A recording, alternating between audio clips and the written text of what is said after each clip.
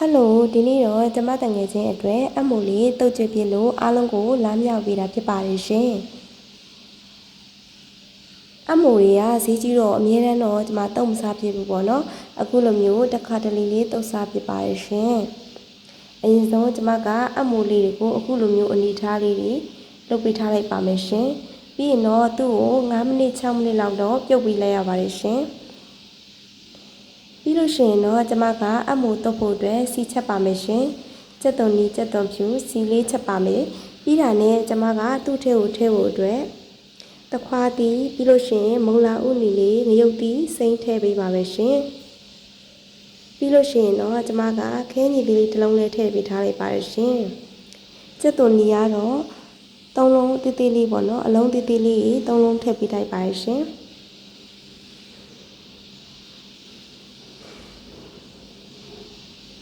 ပြီးရင်တော့ကျမကခွန်းစောပြုတ်ထားတဲ့အမူလေးကိုရေတခြားညှစ်ပြီးတော့ထည့်ပေးလိုက်ပါတယ်ရှင်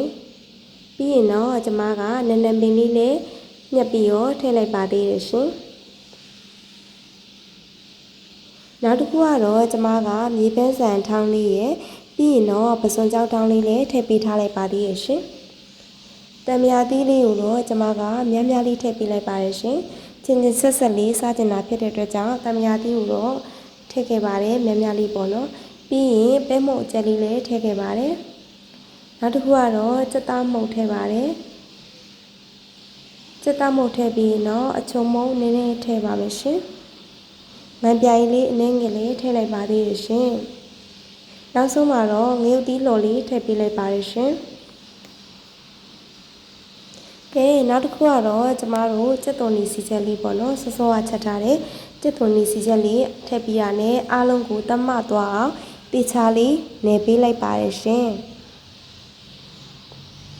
ဒီအမှုသုံးလေးရပေါ့နော်ကျမတို့ထမင်းပူပူလေးနဲ့တွဲစားရင်လည်းအရန်ကုန်မှာကောင်းပါတယ်ရှင်